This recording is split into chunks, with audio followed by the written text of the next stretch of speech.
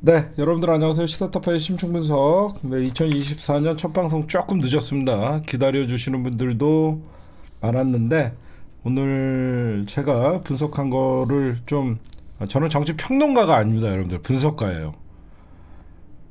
그렇기 때문에 먼저 하나하나 좀 짚어드릴게요.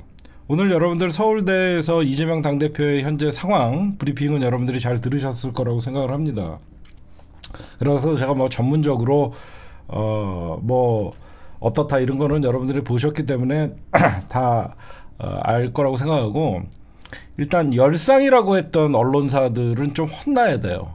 그러니까 열상이라는 건 뭐냐면요, 여러분들이 그러니까 열상과 자상의 좀 차이를 여러분들에게 좀 알려드리면, 열상은 우리가 어디서 떨어져 갖고 까진다거나 찢어진다든가 아니면 뭐에 이렇게 쾅 부딪혀 갖고 파이거나 그런 걸 열상이라고 해요. 자상은 칼이나 송곳, 뭐 낫 이런 날카로운 거에 찔려서 움푹 패인 거를 자상이라고 해요.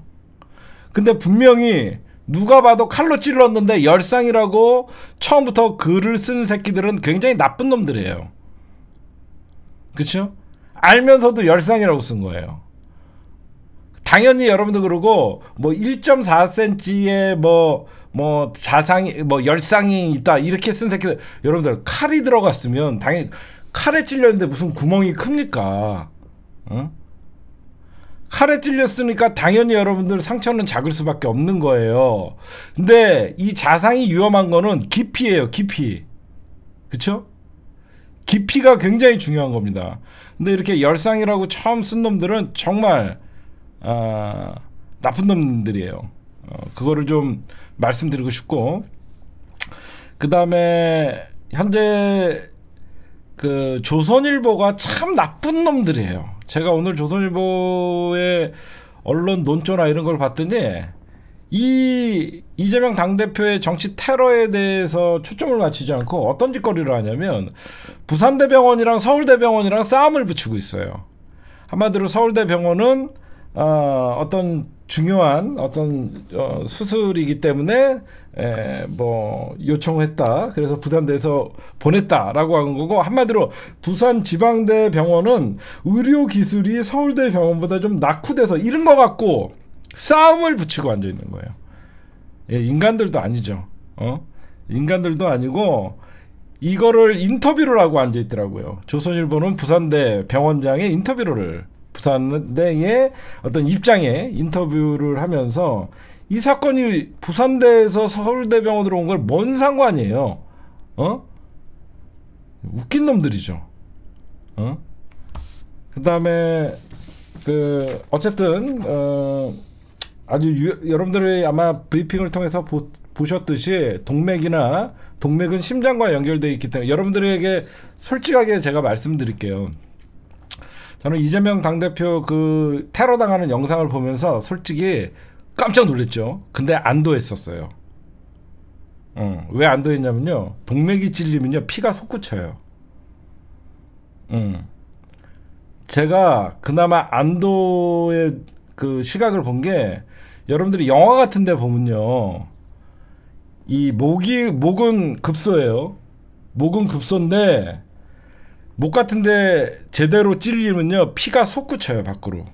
근데 다행히 제가 그 장면을 보니까 피가 솟구치는 장면은 없었고, 이재명 당대표가 쓰러지고, 그래서 저거는 그렇게 깊이 찌르지 않아서 그나마 안도 좀 이재명 당대표의 안위에 좀 그렇게 위급하지는 않을 것 같다는 생각을 했어요, 나름. 아니 막아도 솟구쳐요. 막아도 그렇게, 만약에 이게 제대로 찔리면요 심장이랑 연결돼서 동맥이 터져버리면요 심장의 피가 밖으로 분출이 돼서 손수건 같은 걸로 막을 수 있는 상황이 아니에요. 근데 다행히 막 솟구치고 그런 게 아니라서 저는 그나마 좀 그 기대를 해도 되겠다라는 생각을 좀 했었어요 처음에. 막 눌러도 소용이 없어요, 잘못 찔리면. 그랬는데 집도기의 얘기를 들어보니까 여기는 여러분들 굉장히 막 신경도 있어요. 그래서 저는 솔직히 걱정된 게 뭐였냐면요, 이 신경이 다쳐버리면요 마비가 와요. 저는 사실 그걸 걱정했어요. 이 목 주변에는 시신경, 그러니까 막 이 신경도 지나가고 그 식도 뭐죠? 이게 기관지, 뭐 식도 이쪽도 지나가고 그래서 저는 혹시나 신경이 다쳐버리면 마비가 오거든요. 그래갖고 이게 잘못하면 이재명 당대표가 마비가 올 수도 있겠다. 응? 이런 걱정을 좀 했었어요. 근데 신경도 안 다치고 그나마 너무 천운이었고 하여튼 그런 뭐 의학적인 거는 뭐 제가 얘기하는 건 별로 적절해 보이지 않는데, 일단 현재 이재명 당대표는 현재 여러분들 다행히 그 원래 여러분들 수술이 끝나면요 모든 환자는 중환자실로 가요. 수술이 이런 중요한 수술을 딱 마치면 모든 환자는 중환자실을 갔다가, 왜 그러냐면 부작용이 날 수 있기 때문에 거의 한 24시간 정도 대기하고 수술 경과를 본 다음에 차도가 있으면 그 다음에 일반 병실로 현재는 이재명 당대표가 일반 병실로 옮겼고요. 상태는 아주 지금 양호하게 지금 진행되고 있고요. 이재명 당대표가 지금 의사소통도 가능하고 미음을 좀 드시고 있대요. 미음도 드시고 있고, 그리고 제가 조금 아쉬웠던 거는 이재명 당대표 항상 목도리를 하고 다니시다가 왜 그날만 목도리를 안 하신 거야? 그치? 저는 처음에 목도리를 했겠지 하면서 이렇게 봤는데 목도리를 안 하신 거야.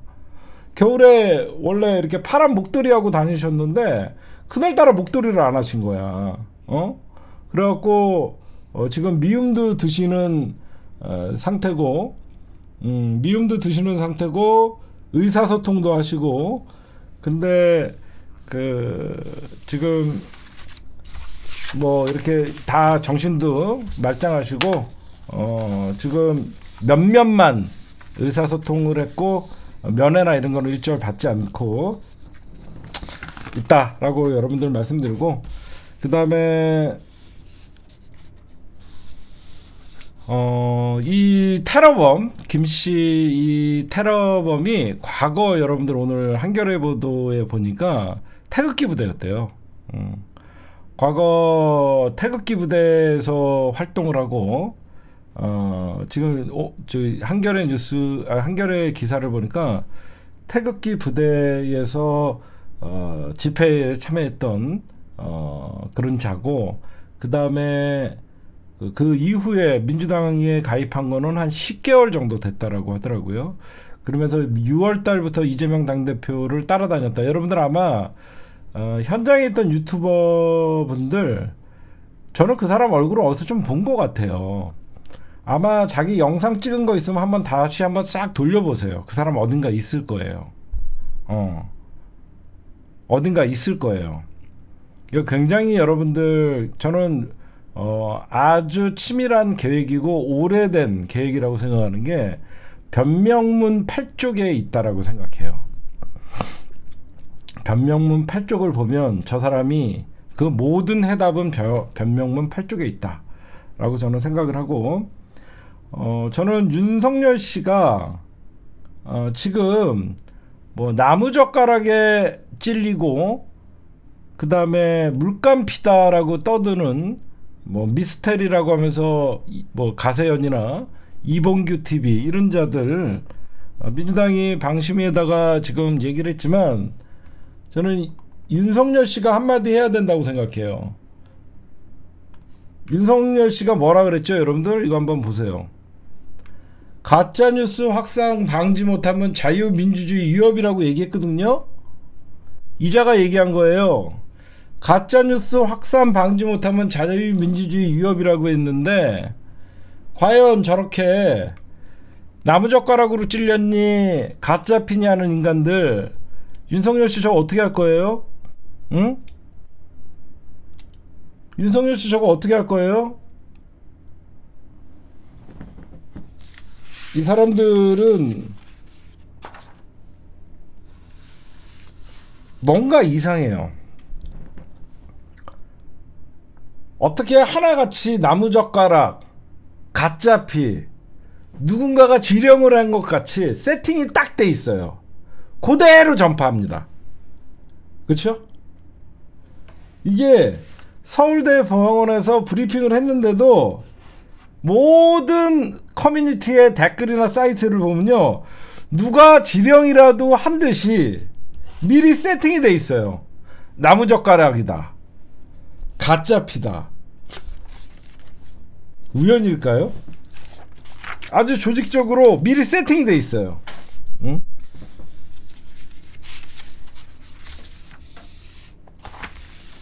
그리고 여러분들 언론에서 양극단 세력들의 어떤 충돌이다 이렇게 얘기하는데, 저는 이런 얘기를 한번 해주고 싶어요. 우리나라에 양극단 세력이 있어요? 좀 발상의 전환을 합시다. 우리나라에 언제부터 양극단 세력이 있었습니까? 쟤네가 극우예요? 쟤는 극우 아니에요. 우리나라의 여러분들 좌측에, 우리가 민주당을 지지하면 좌측의 양극단 세력입니까? 나는 제발 조중동이 민주당과 국민의힘을 양비론을 펼쳐갖고 혐오의 정치, 극단의 정치가 결국 이렇게 만들었다 라는 기사들을 보면서 웃었어요. 그쵸? 혐오의 정치, 양극단적인 정치가 이렇게 만들었다라고 얘기하는데, 도대체 우리나라의 양극단은 어디서부터 어디까지 얘기하는 겁니까? 대한민국에 극우가 있어요? 쟤네들은 극우가 아니에요. 쟤네들은 단순히 그냥 윤석열과 대한민국 국민의힘밖에 모르는 정말 우파가 아니에요.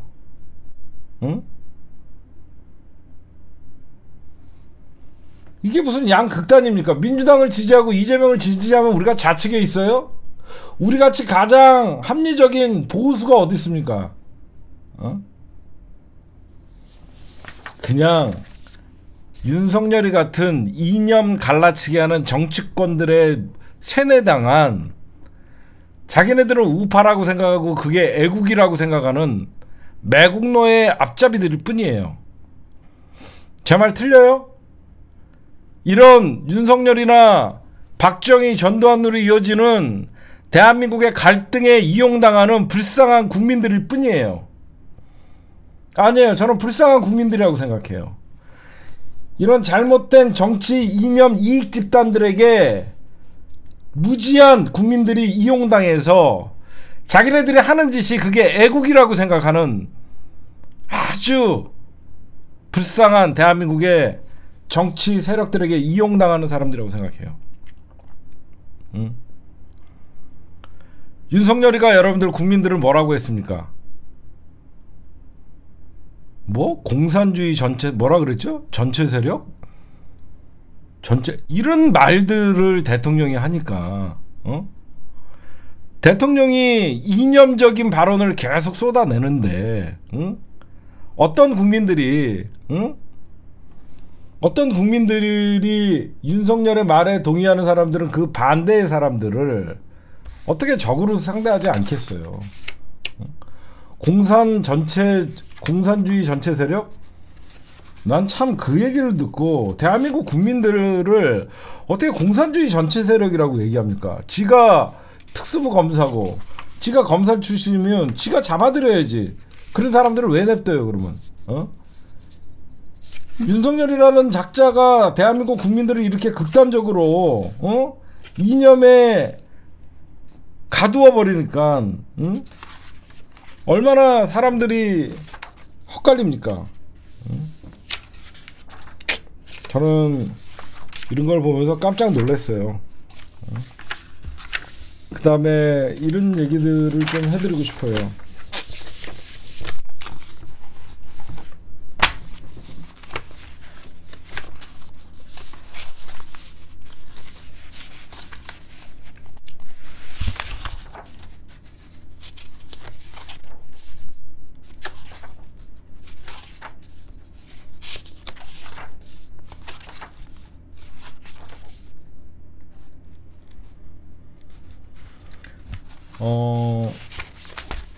윤석열이가 대한민국 국민들을 이념적으로 가두면서 공산주의 전체 세력이라는 얘기를 하면 옛날에 여러분들 넬슨 만델라 대통령이 어떤 얘기를 했냐면요. 지도자는 그 누구를 미워할 수 없다라 그랬어요.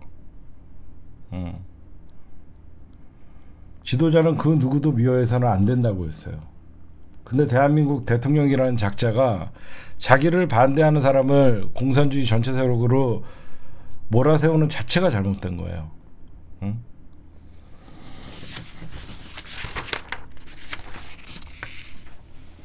그 다음에 이제 본격적으로 이거 얘기해 봅시다. 저는 모든 언론 제가 한 2-3일 정도 이재명 당대표 테러 사건을 지켜봤어요. 이재명 당대표 사건을 지켜봤는데 무슨 핵심은 다 비껴나가고 이상한 소리를 합니다. 지금 이 핵심은 오늘 제목에 있어요. 김씨가 경찰에 제출한 변명문 8쪽을 빨리 공개하면 됩니다. 어느 당 출신이고 이거 아무 상관없어요. 김씨가 제출한 변명문이 뭔가 제가 봤더니요. 이 사람이 몸속에 지니고 있었던 거래요. 몸속에 쪽지를 8장을 적어갖고 갖고 있던 거래요. 이건 뭐예요? 자기가 계획적으로 범행을 하고 나서 경찰에 체포될 거 다 예견을 하고 자기가 경찰에다가 이걸 제출한 거예요. 이게 무슨 말이냐면 경찰이 이거를 확보를 했어요. 내용을 얘기하지 않습니다. 이게 무슨 말이냐면 지금 수사본부가 쪽지 전지 여부의 내용에 대해서 함구를 했는데 피해 사실 공포라고 하면서 발표를 안 하고 있어요. 이게 무슨 말이냐? 이거는 일종의 자술서예요. 저 사람은 변명문이라고 얘기했지만 정확히 얘기하면 내가 왜 이재명을 죽이려고 했고 사실상 내가 왜 이재명을 죽였다가 되겠죠. 그쵸? 이게 여러분들 사전에 써놓은 거기 때문에 분명히 내가 이재명을 죽인 이유로 하고 돼 있을 거예요. 제 촉은. 얘는 자기가 성공을 하겠다는 계획하에 이 자술서를 썼기 때문에 무슨 말이냐? 이거는 100% 여러분 잘 생각해봐요. 미리 써놓은 거예요. 미리 써놨다는 것은 살인을 하고 난 다음에 엄청난 파장이 있을 때 내가 왜 이재명을 죽였냐라는 내용이 있을 겁니다. 근데 이재명 당대표는 죽지 않았죠. 그쵸? 이걸 놓치면 안 돼요. 지금 경찰이 조사해서 경찰 앞에서 얘기하는 거는 아무 의미가 없어요. 제 촉에는 저 자술서에는 자기는 이미 살인한 다음에 이게 세상에 공개될 것을 예견을 하고 썼을 글이란 말이에요. 그쵸? 미리 써놨다는 것은 자기가 대사를 치르고 그 다음에 이게 세상에 공개될 거를 예견했기 때문에 내가 이재명을 죽인 이유가 아마 제목일 거예요. 이게 핵심이에요. 경찰 조사에 의해서 왜 죽였냐는 아무 의미가 없는 거예요. 내가 왜 이재명을 죽였는지 하나하나 8장 분량으로 서술돼 있는 거죠. 그쵸? 여러분들 제 말이 일리가 있죠. 미리 써놓은 거를 경찰이 확보를 한 거예요. 경찰이 조사를 하면서 그 사람이 쪽지를 발견한 게 아니라 그 사람을 잡고 나서 주머니를 다 검사했을 거 아니야. 거기서 나온 게 자술서 8장인데 그 사람은 변명문이라 그런 거예요. 응? 내가 오늘도 여러분들 아까 기자들이 질문하는가 내가 변명문 8쪽이 있으니까 그걸 참고하십시오 라고 얘기했잖아요. 내가 8장 쓴 거 참고하세요 라고 얘기하잖아요. 자기는 잘못된 정치적 신념을 갖고 이재명을 죽이는 것이 애국이라고 생각했던 시각이 있다는 거에 분명히 예견할 수 있는 거죠. 그쵸? 자기가 떳떳하게 쪽지에다가 변명문 8쪽을 썼다라는 것은 내가 이재명을 죽인 이유, 나름 변명이라는 게 뭐예요? 정당성을 주장한 거예요. 거기에는 어떤 내용이 있을 건지 안 봐도 그림이 그려지죠. 대한민국을 얘 태극기 부대에 나갔다는 얘기가 있잖아요. 대한민국을 공산주의로부터 막아야 되는 임무가 있었고, 문재인 정부부터 해갖고 이재명 정부까지 북한에 동조하는 세력들은 이 땅에, 나는 이 내용이 있을 거라고 100% 장담합니다. 그래서 경찰이 공개하지 못하는 거예요. 그쵸? 이 생각을 해야죠. 응? 이 생각을 해야죠. 얘가 경찰에 제출한 8종의 변명문은 결국 사건 벌어지기 전에 미리 작성한 왜 죽였고 왜 죽여야만 했고 이게 있는 거죠. 누가 어떤 영향을 받았고 모든 게 다 있는 거죠. 어디 유튜브를 봤다든가 아니면 어떤 말을 들었다던가 그런 모든 게 8장 안에 다 들어있는 거죠. 얘는 거사를 치른 다음에 이거를 공개하려고 그런 거죠. 그럼 얘는 이거를 분명히 자기는 죽일 수 있다라고 확신했겠죠. 자기는 살인을 죽이려고 했다라는 말을 했잖아요. 분명히 봐봐요. 제가 왜 앞뒤를 추리를 했냐면 얘는 분명히 살인을 죽이려고 자기는 계획했다 라고 얘기했다라는 것은 이재명을 죽인 이유에 대해서 썼을 거란 말이야. 그치? 이재명을 내가 왜 죽였는지에 대해서 8장에는 분명히 그 내용이 다 있을 거라는 거예요. 경찰이 이걸 공개하지 않죠. 왜? 정치적 파장이 있을 수밖에 없으니까. 당연히 자기가 과거에 어떤 정치적인 행보를 했고 누구를 지지했었고 지금의 이재명을 왜 내가 처단한다는 표현을 썼겠죠. 나름. 왜 내가 이재명을 죽이려고 했고 이재명을 죽여야만 대한민국에 어떤 도움이 있고 나름 거사를 치른 거야 이 사람은. 그쵸? 나름 이 사람은 살인을 하려고 그랬다라고 당당하게 얘기한 거는 자기는 대한민국에서 지가 안중근이라도 된 것 같은 거사의 주인공이 되는 정신적 착각을 한 거죠. 8장이면 얼마나 많은 내용이 있겠습니까? 응? 8장이면 얼마나 많은 내용이 있고 웬만한 사람 같으면요 목을 찌르지 않아요. 죽이려고 하니까 목을 찌른 거예요. 이거 소름 끼치는 거죠. 왜 사람들이 전부 엉뚱하게 민주당이냐 국민의 이 사건은 저 변명문이라고 하는 거는 자술서예요.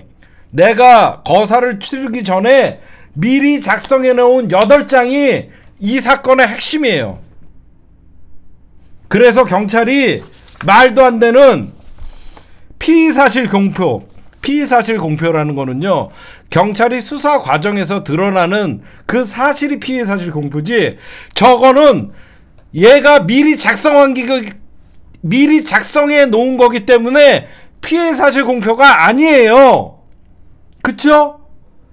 이거는 미리 자기가 작성해 놓은 거기 때문에 경찰이나 검찰이 수사하는 과정에서 드러나는 사건이 아니기 때문에 이거는 자기가 공개해 달라 그랬잖아요.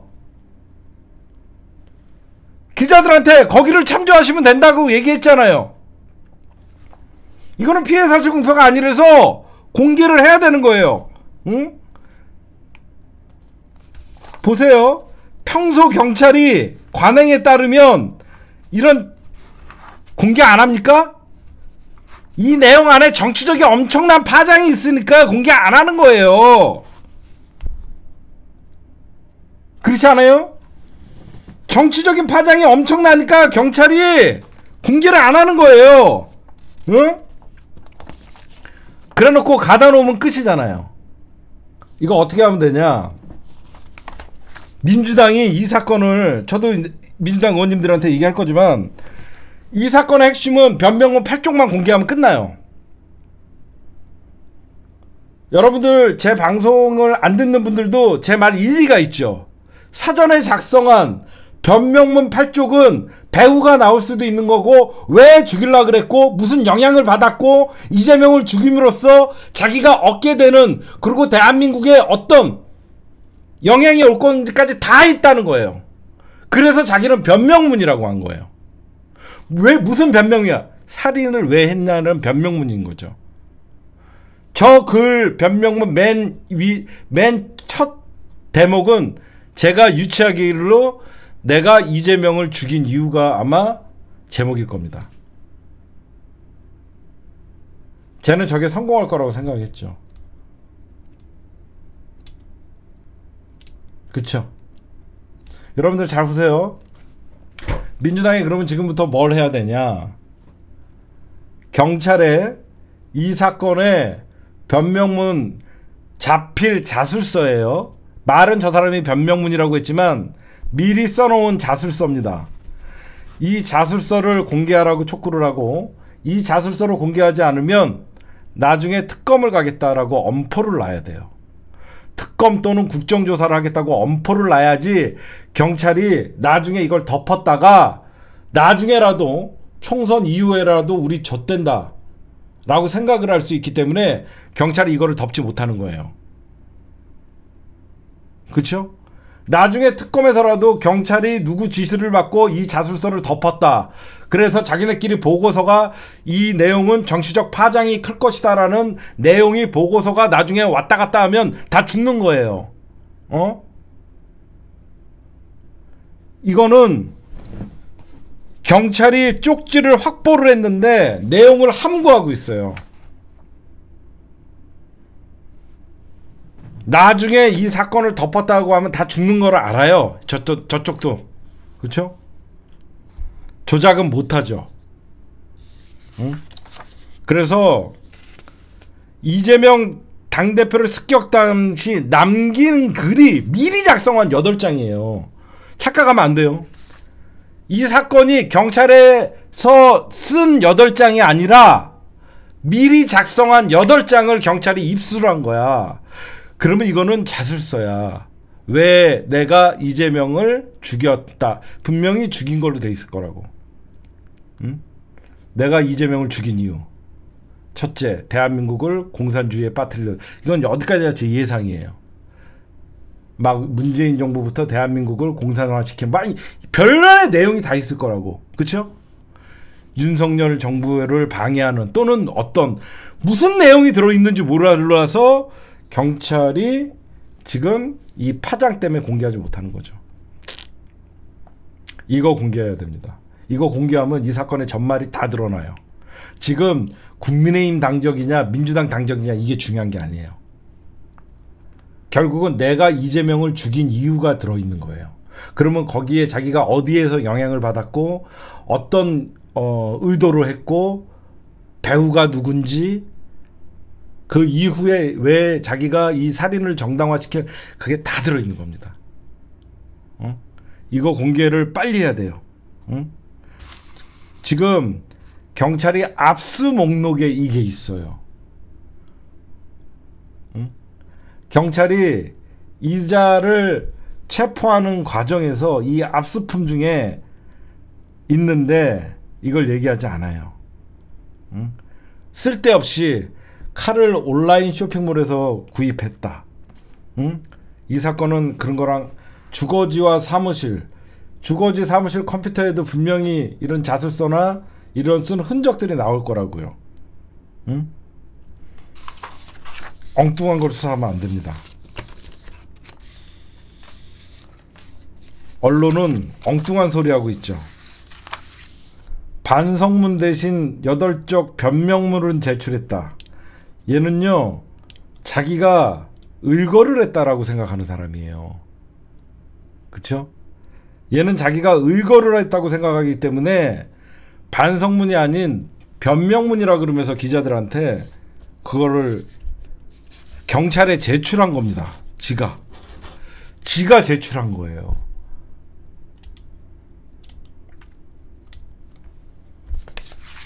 엉뚱한 데 짚으면 안 돼요.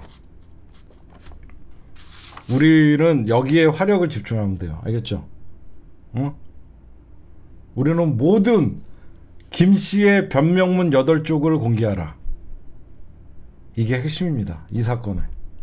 그러면 왜 죽이려고 했고 얘는 이미 자기는 살인한 이후에 내려고 했겠죠. 그래서 내가 이재명을 죽인 이유 왜 죽였나, 무엇을 위해서 죽였냐, 누가 시켰냐, 배우가 나올 수도 있고. 엉뚱한 거 갖고 싸우지 말자고요. 알겠죠? 저거 자술서 변명문 8쪽 공개하면 다 끝나요. 경찰이 왜 공개하지 못하겠습니까? 엄청난 정치적인 파장이 내용이 들어있기 때문에. 그쵸? 엄청난 정치적인 파장의 내용이 들어있기 때문에 공개를 못하는 거예요. 응? 결국은 이거 계속 질질 끌다가 총선 끝나고 나서나 뭐 하려고 하겠죠. 응?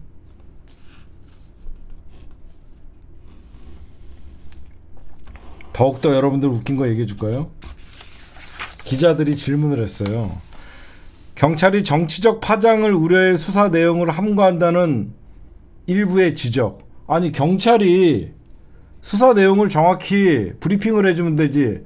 옛날에는 박근혜 2012년에는 대선 하루 전날 브리핑까지 했던 새끼들이, 김용판이, 안 그래요? 김용판이가 대선 하루 전에도 브리핑을 했던 인간인데, 경찰이 정치적 파장을 우려해서 수사 내용을 말하지 않는 자체가 위법이에요. 이상하죠? 경찰이 왜 정치적 파장을 고려합니까? 경찰이 왜 정치적 파장을 고려해요? 응? 여기에 여러분들, 경찰이 뭐라 그랬냐? 수사본부의 관계자가 수사를 하면서 원칙을 지켜달라는 윗선의 주문이 있었다. 수사를 하면서 원칙을 지켜달라는 윗선의 주문이 있었다. 그 윗선이 어딜까요? 유익은 경찰청장 아니면 대통령실이겠죠. 그 윗선이 언제부터, 그럼 여태까지 경찰이나 검찰은 원칙을 지켜달라는 주문이 없어서 그따위로 했나? 응?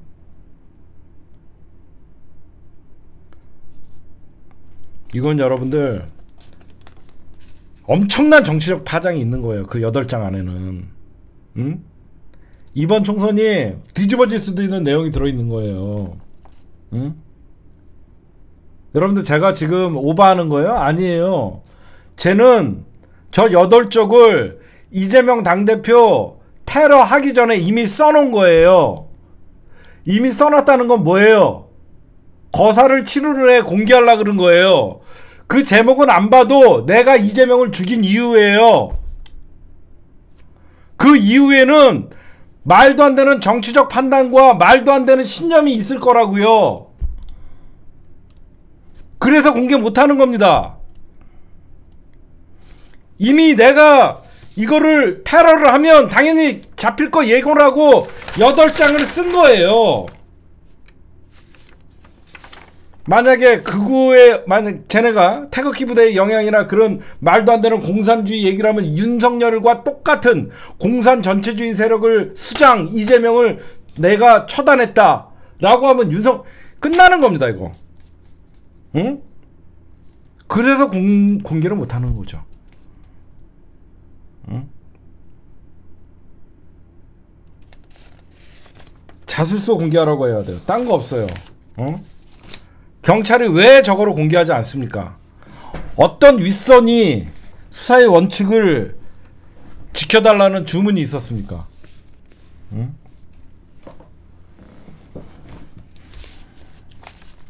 엄한 여러분들, 국민의힘 당원이었니 민주당 당원이었니 그거 갖고 싸울 필요 없어요.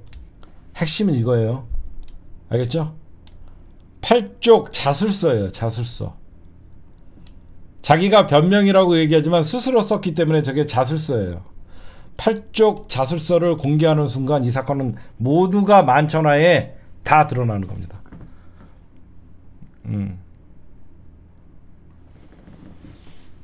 미리 작성한 거잖아. 쓸데없이 어느 당이니 어느 당이 지켰니 이거 아무 소모적인 논쟁이에요. 저거 빨리 공개하면 돼요. 그럼 민주당이, 경찰이 말을 안 들을 거 아닙니까? 민주당은 국정조사를 가동하겠다, 정치 탈핵에 대해서는 엄단하겠다라고 하면서 상시 특검을 하겠다, 상설 특검을 만들겠다. 경찰의 수사가 미진하면 상설 특검이라도 국회에서 가동해서 저거를 바로 조사를 해야 됩니다. 그쵸? 미리 민주당이 엄포를 놔야 돼요. 경찰 니들 이거 빨리 공개하고 똑바로 이거 수사 안 하면 국회 차원에서 상설 특검이나 빨리 이거 시작하겠다 해야 됩니다. 알겠죠? 딴 거 없어요. 오늘 여러분들에게 말씀드리는 거는 김씨가 사전에 작성한 스스로는 변명문이라는 8쪽 자기의 모든 진실이 있다. 사전에 이미 자기의 범죄를 왜 했는지의 자술서다. 자술서 일종의. 지금 경찰에서 조사 받아갖고 나오는 내용은 오히려 그걸 더 믿을 수 없다. 스스로가 범죄를 하기 전에 써놓은 게 범죄의 동기, 원인, 배후 모든 게 다 담겨져 있다. 그래서 빨리 저거를 민주당은 공개하도록 해야 된다. 오늘의 심층 분석이었습니다. 제가 민주당에 다 얘기를 할 거예요.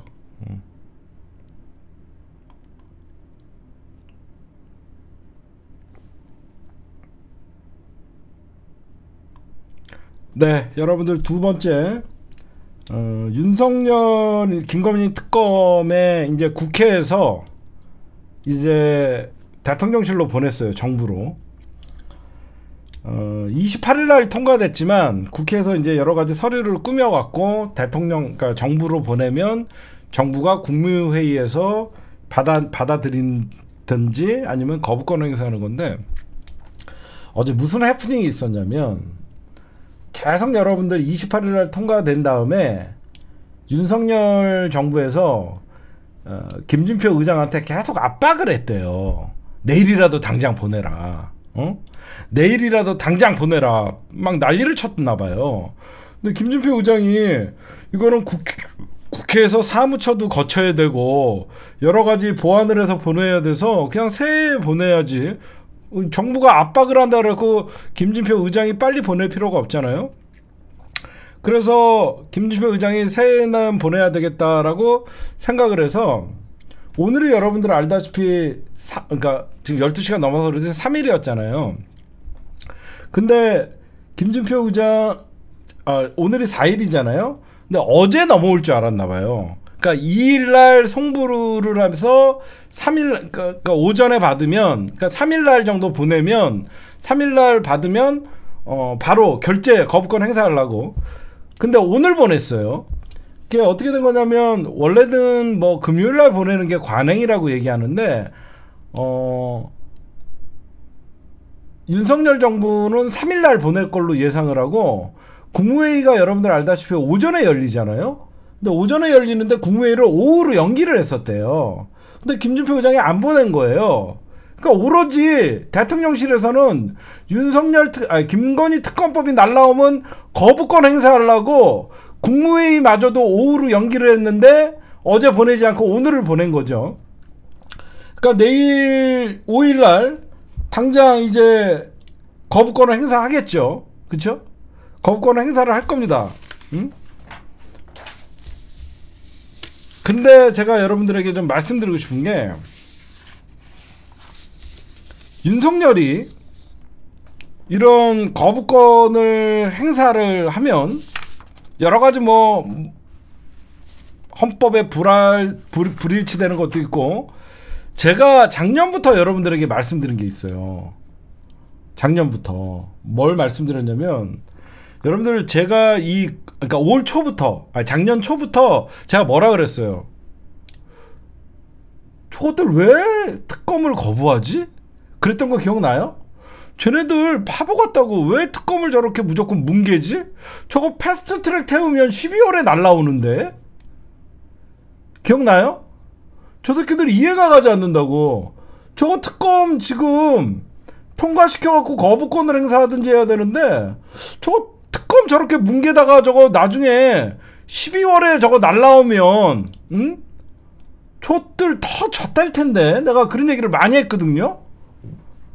근데 쟤네들이 사실 뭉개다가 저렇게 된 거예요. 응? 근데 이게 뭐냐면 제가 그러면서 뭐라고 했냐면 윤석열이가 결국은 김건희 특검법을 거부하는 탄핵 사유라고 얘기했어요. 그쵸?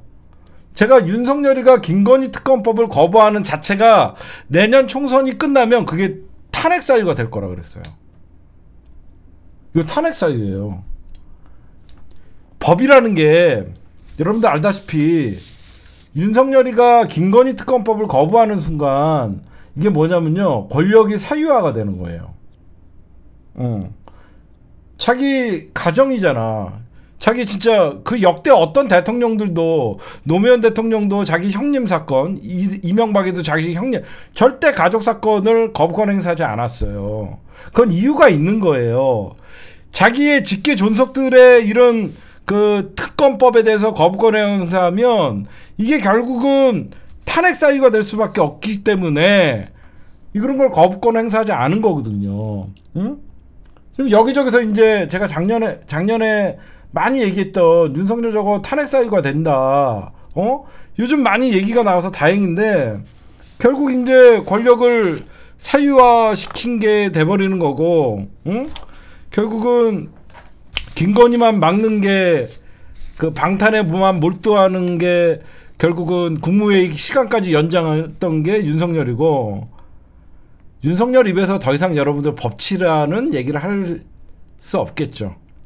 그렇죠? 윤석열 입에서 이제 더 이상 법치 얘기를 어디다가 대고 합니까? 윤석열 입으로 이제 법치 얘기 못하죠. 더욱이 여러분들 잘 봐요. 우리가 이제 여러분들에게 기분 좋은 얘기를 해드릴게요. 내일 거부권을 행사하잖아요. 거부권을 행사하면 민주당은요, 가장 늦게 재표결을 하면 돼요. 그게 좋은 게, 이재명 당대표님이 지금 불의의 사고로 지금 병원에 계시잖아요. 그렇죠? 당대표가 지금 빠져 있어요. 여러분들 잘 보시면 이거는요, 국힘당의 이탈표가 아니에요. 제가 이탈표 자꾸 이탈표라고 얘기하지 말라 그랬죠. 공천 다 끝난 다음에 3월 초쯤에 올리잖아요. 그럼 어떻게 되는 줄 아세요? 이준석 신당에 합류한 국힘당 현직들이 특검 받아라고 하면서 하는 게 이탈표입니까? 아예 정당이 달라.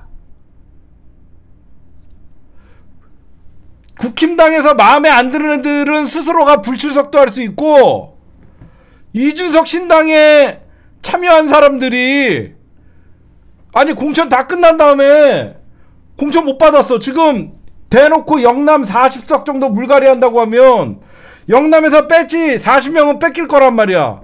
그 영남에서 뺏긴 사람들이 윤석열을 가만둘 것 같아요? 이준석 신당에 합류를 하면 어떻게 돼요? 이건 이탈표가 아니라 찬성이 더 많은 거예요. 응? 재의결 결정 권한은 민주당에 있어요. 죄송한데 재의결 결정 권한은 민주당에 있고요. 민주당 이 법안을 낸 정당에게 있는 거예요. 민주당과 정의당에게 있는 거죠. 근데 민주당이 의석이 하도 많으니까 민주당 단독으로도 이거는 국회를 열 수 있잖아요. 무슨 말씀인지 아시겠어요? 그러니까 이거는 여러분들, 민주당이 만약에 3월에다가 이걸 올려붙이면 이미 다 저쪽은 난리법석 브루스 나고, 이준석 신당에 현역 의원 뭐 20명이 합류했니 30명이 합류했니, 이준석 뭐라 그래요? 특검 받으라고 얘기하잖아요. 특검 받아야 된다고 이준석은 얘기하잖아요. 이게 이탈표가 문제가 아니라니까. 자꾸 사람들은 국힘당에서 공천 못 받은 사람들이, 생각해보세요. 공천 못 받으면 공천 못 받고 뭐하러 국힘당 안에 있겠습니까? 걔네가 전부 신당 찾아 산만리 아니면 무소속 출마죠. 응? 국힘당이 이익집단 애들인데, 아, 윤석열이 내 영남의 지역구를 뺏었으니까 4년만 쉬자 그러고 나는 국힘당에 계속 있을래, 이럴 것 같아요? 절대 아니죠. 내 지역구 뺏기는 순간 전쟁인 거예요. 그러면 당연히 지금 영남의 중진들도 자기 날아갈 것 같으니까 미리 탈당해갖고 이준석 신당에 지금 빨대 꽂고 있는 애들도 있고, 이준석 신당도 이제 야당이죠. 그렇죠? 이게 국민의힘 이탈표가 아니라 결국은 민주당은 가장 좋은 타이밍은 2월 말에서 3월 초에 올리면요 그냥 끝장나요. 이거는 왜 그러냐면 국민의힘을 제외한 모든 정당은 야당이잖아요. 국민의힘을 제외한 모든 정당은 야당입니다. 그럼 이준석은 저희 당은 김건희 특검법에 찬성합니다 라고 얘기하면 거기 안에 있는 배지단 사람들은 당연히 찬성 던지겠죠. 안 그래요? 이거는 이탈이 아니라 야당이 똘똘 뭉쳐서 나오는 거죠. 국힘당 안에서 출석을 안 하거나 그런 사람들도 생길 수 있고 이쪽에는 다 야당이 되는 거죠. 근데 이준석은 신당을 성공시키기 위해서라도 국민들 여론에 따를 수밖에 없으니까 국민들 70%가 찬성하는 김건희 특검법은 저희 당은 당론으로 정했습니다. 어쩔 건데? 에? 어쩔 건데 그러면? 에? 현재는 야당이죠. 현재는 국힘당 빼고 모두가 야당이죠. 응? 그러니까 이게 얘네는 특검법을 반대하고 나서 아마 잘 봐요. 한동훈이가 여러분들 오늘 요것도 같이 이어서 좀 얘기할게요. 원래 여러분들 한동훈이가 이철규를 날리려 그랬어요. 그쵸? 원래 한동훈이가 이철규를 날리려 그랬는데 한동훈이가 갑자기 이철규를 잡아요. 처음에 이철규도 그만둔다라고 했었잖아요. 인재영입위원장. 근데 갑자기 한동훈이가 이철규를 잡아요. 이철규를 잡으면서 자기가 인재영입위원장을 공동으로 하겠다라고 얘기합니다. 그거 뭐냐면 영남의 반발이 만만치 않다는 거예요. 영남의 반발이 많지 않. 왜 그러면 이철규가 여태까지 누구를 어디 공천하고 이철규 머릿속에 다 있다라는 얘기가 많았거든요. 검사는 누구를 어디에 심고 누구를 어디에 심고 윤석열 마음에 다 이게 있다라고 누구를 날리고. 그래서 처음에는 이철규를 날리려고 했는데 이철규를 날릴 수가 없는 거죠. 그래서 지금 한동훈이가 이철규를 잡아갖고 결국은 내년 인재영입위원장을 공동으로 하겠다라고 얘기를 하는 거죠. 그렇죠? 그 다음에 이준석 얘기 먼저 하고 한동훈 얘기합시다. 거부권은 여러분들 쟤네들은 진퇴양난이에요. 그럼 어떻게 해서든지 압박을 가해서 빨리, 그러니까 윤석열이가 여러분들 원래 15일까지 시간이 있잖아요. 국회에서 송부된 지 15일이잖아요.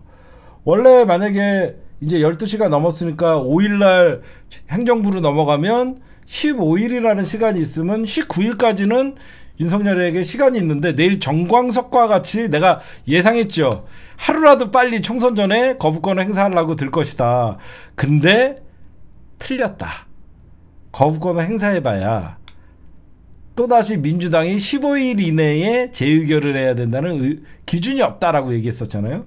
제가 저번에 그랬잖아요. 다른 법들은 굉장히 심사숙고하는 척하지만 이 법은 잽싸게 할 것이다. 그래서 내일 바로 거부권 행사가 예정이 돼 있잖아요. 오늘 이준석 얘기 좀 하고 이제 한동훈 얘기를 좀 넘어갈게요.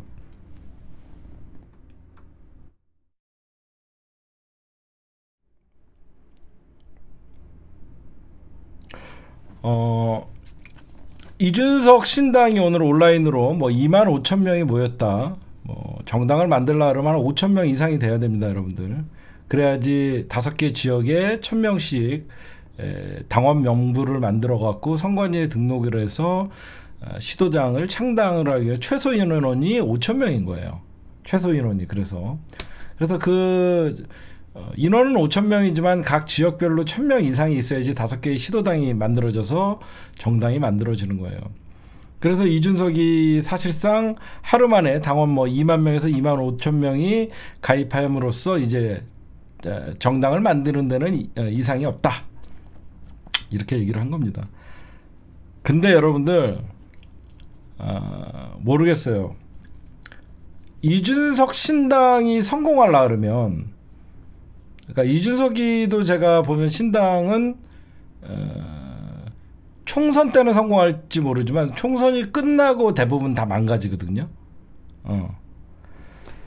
신당 창당이라는 게 이번에는 어느 정도 영향이 있을 거예요. 왜 그러냐면 민주당도 공천에 불만이 있는 사람들이 많이 생길 테고, 국힘당도 그렇고, 그래서 총선 전에는 신당의 바람이 꽤 있을 거예요. 저는 만약에 이준석이 진짜로 신당 창당을 해서 제3지대에 민주당과 국민의힘에 대응하는 새로운 정치 세력을 만들고 싶다라고 하면요, 이거는 진짜 내 말 들으면 돼요. 민주당에서 이탈한 자들이나 국민의힘에서 이탈한 자들을 안 받아야지 성공하는 거예요. 근데 이 유혹을 뿌리치질 못해요. 진짜 신당 창당은요, 민주당에서 버림받고 국힘당에서 버림받은 사람들을 끌어모으는 자체가 총선 이후에 이 당은 망하는 거예요. 제 말 이해하세요? 이 사람들은 결국은 자기의 배지의 욕심 때문에 자기의 정당을 버리고 나온 사람들이기 때문에 새로운 정당에서 뭔가를 하기보다는 자기의 이득을 보고 나온 사람들이기 때문에 진짜 신당 창당에 이 사람들, 결국은 신당 창당에서 사람들이 모이는 것 같지만 결국 쓰레기들 모이는 거예요. 그쵸? 결국은 민주당에서도 골치 아프고 국힘당에서도 골치 아픈 쓰레기들 집합소가 제3신당이 돼서 늘 망하는 겁니다. 만약에 이준석이 정말로 제3당이라는 개혁 보수 뭐 이런 정당을 만들고 싶다 그러면 아무나 받으면 안 된다는 얘기를 해주고 싶은 거예요. 적어도 이상민이나 국힘당이 어떤 쓰레기 같은, 민주당의 쓰레기 같은 이런 자들을 거부함으로써 오히려 그 신당은 가치가 올라가는데, 신당이라는 게 기호를 앞번호라도 받고 싶은 마음들이 있고, 그 20명을 모아서 정당 보조금을 받기 위해서라도 어중이 떠중이까지 다 불러들인단 말이에요. 그게 가장 큰 문제인 거예요. 그래서 신당 창당이 왜 매번 선거 전에는 어떤 바람이 불다가 선거가 끝나면 왜 결국은 다 망하냐. 결국은 정치라는 게 같은 정치적 결사체들이 모여야 되는데, 결국은 이익을 위해서 쫓아오는 놈들은 결국은 그 이익이 없으면 다 뿔뿔이 흩어질 수밖에 없기 때문에 그런 현상이 있어서, 결국은 제3지대는 의제와 비전이 있어야 돼요. 단순히 배지를 갖고 있다는 것만으로도 어서 오십시오 하는 순간 이준석의 신당은 망한다. 응? 하여튼 그런 얘기를 좀 해드리고 싶어요. 그리고 이 얘기도 한번 마지막으로 좀 하고 싶어요. 정의당의 유호정은 정말 쪽팔린 줄 알아야 돼요. 정의당의 유호정은 국민의힘의 허은하보다도 못한 인간이에요. 적어도 국민의힘의 허은하는 자기 배지에 욕심 부리지 않고 자기 정치 노선을 선택하기 위해서 비례대표 던지고 이준석을 따라가더라고요. 유호정은 나름 진보라고 하는 정의당에 있는 인간이 금태섭과 신당 창당을 하면서 당적은 정의당에다가 두고 있는 진짜 진보의 개망신입니다. 국민의힘보다도 못한 인간이 정의당에서 진보라고 외치고 있는 게 유호정인 거예요.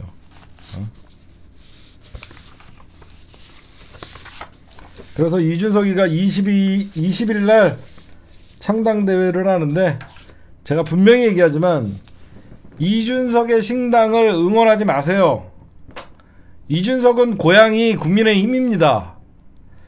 이준석은 늘 자기가 돌아가야 될 곳은 국민의힘이라고 생각하는 작자이기 때문에 이준석이 잘 되기를 바라지도 말고 이준석에게 미련을 갖지도 마세요. 제가 왜 이 얘기를 하냐, 가끔 제 방송 끝나고 나서 댓글들을 제가 좀 가끔 보면 이런 말이 있어요. 이준석과 민주당이 연합하면 안 되냐. 말 같지도 않은 소리입니다. 이준석은 근본이 성공한 일배야. 그냥 눈치 빠른 성공한 일배입니다. 이런 이준석을 합리적인 보수 그런 걸로 치켜세우지 마세요. 그런 얘기 해주고 싶어요.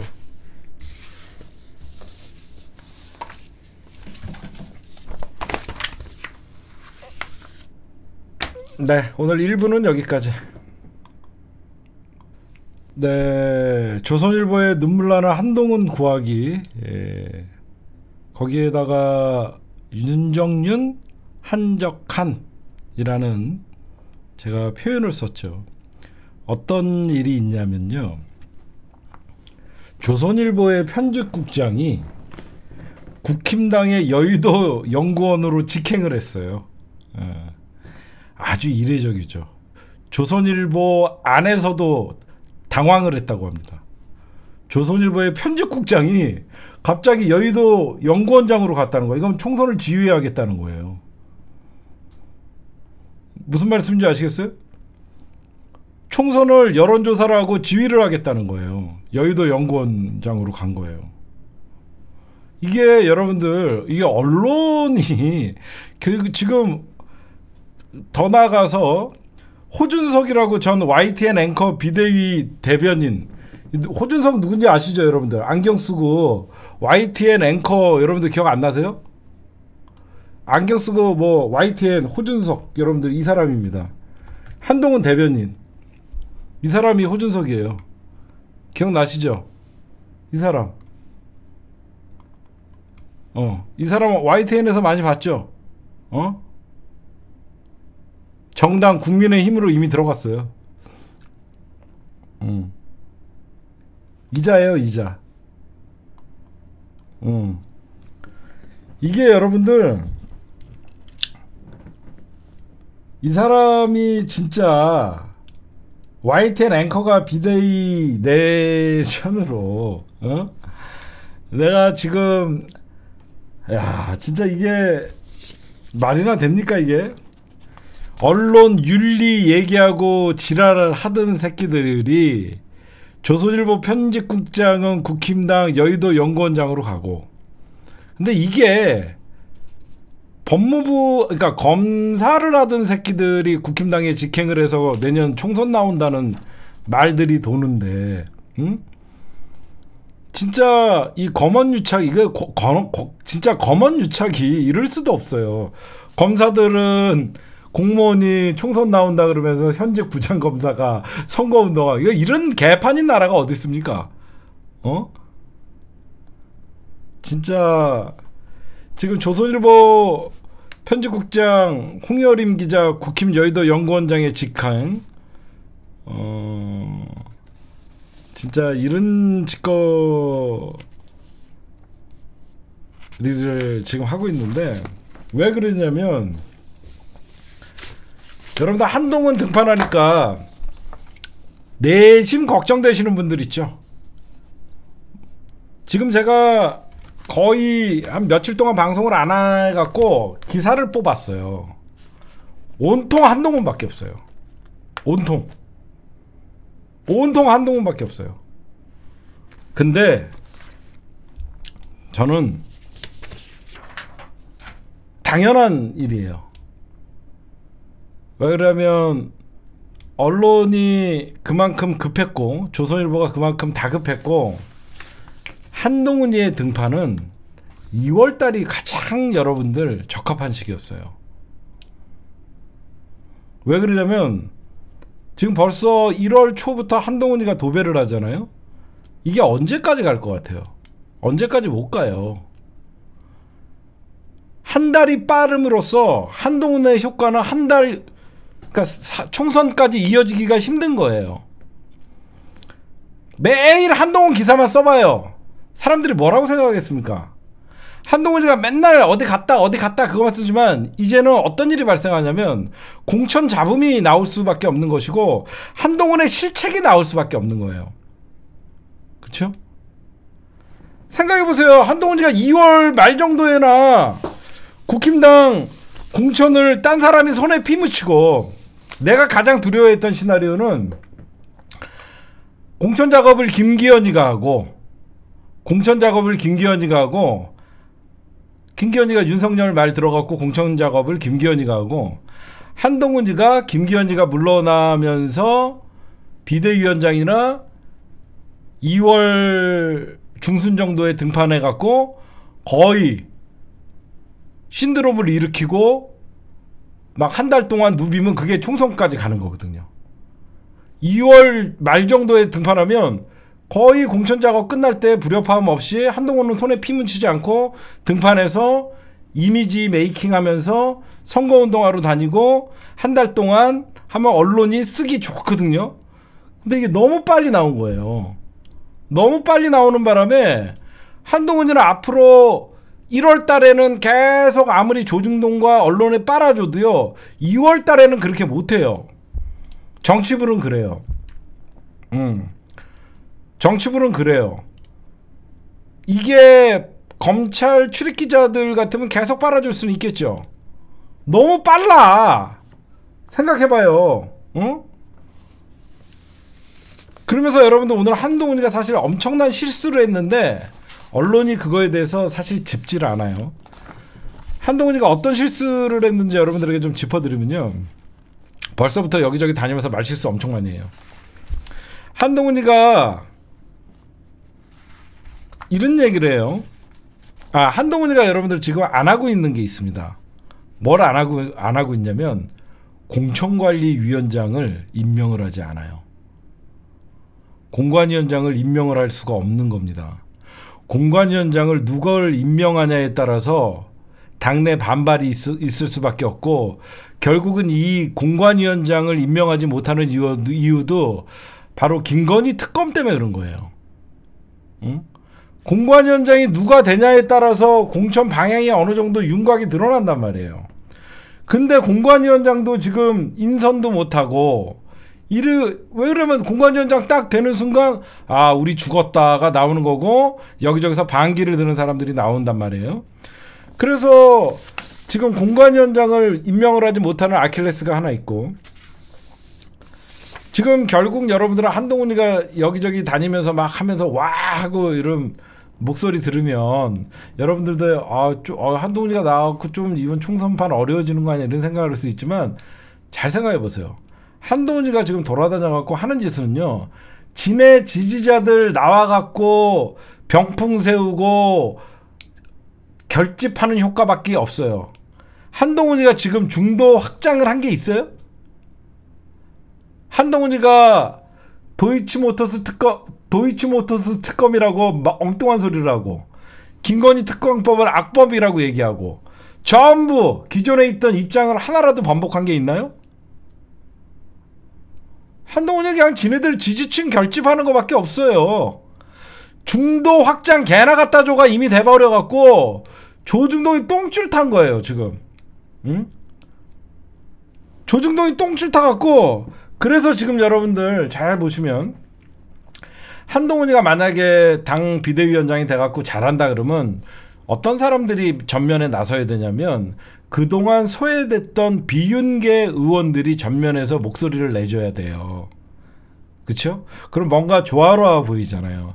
한동훈이 비대위원장 들어온 다음에는 비윤계를 품었고, 나국상이 텔레비에 막 나오고, 유승민이가 나오고, 거기에 딴 사람들이 막 나와야 되는데, 한동훈이가 딱 나오니까 부각되는 사람이 누구냐면 이준석이야. 오히려 그건 무슨 말이냐면, 한동훈이를 통해서 이준석이를 죽이려고 그랬는데 결국 잠깐은 한동훈이를 통해서 이준석 신당의 바람을 잠재울 수 있다라고 생각을 했는데 오히려 한동훈이가 윤석열과의 차별화 전략에 실패를 하고 그러다 보니까 이준석이가 점점점 시간이 지나면 지날수록 존재감이 커지죠. 그렇죠? 지금 결국은 한동훈이의 이런 행보는 이준석 입장에서는 땡큐인 거예요. 지금 여러분들 그래서 한동훈이가 똥볼을 차고 다니니까 이준석 신당 가입이 갑자기 폭발적으로 2만 명이 들어왔다 이런 얘기가 나오는 거죠. 이러고 있다가 이제 이준석이가 누구를 때리겠습니까? 이준석이는 한동훈이를 때리는 거예요. 이준석이가 한동훈이를 때리면 때릴수록 이준석이는 국힘당 사람이 아니라 야당 사람이 되는 거예요. 그러면서 이준석이는 윤석열을 만들었다는 원죄에서 벗어나는 거고 이준석이는 합리적인 중도의 표를 흡수하는 거죠. 그러다 보니까 한동훈이가 등판해서 당 지지율이나 중도 확장이 전혀 일어나지 않고 있는 거죠. 결국은 한동훈이의 이런 윤석열과의 차별화 정책에 실패하면서 결국은 이준석 신당에 결국은 스포트라이트가 그쪽으로 쏠릴 수밖에 없는 거예요. 결국은 한동훈이의 이런 조기 등판이 어떻게 되냐? 결국은 한동훈이보다는 이준석이가 더 부각될 거라고요.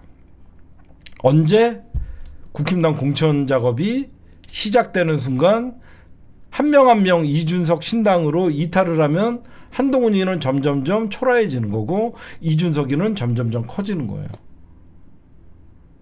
제 말 일리가 있죠.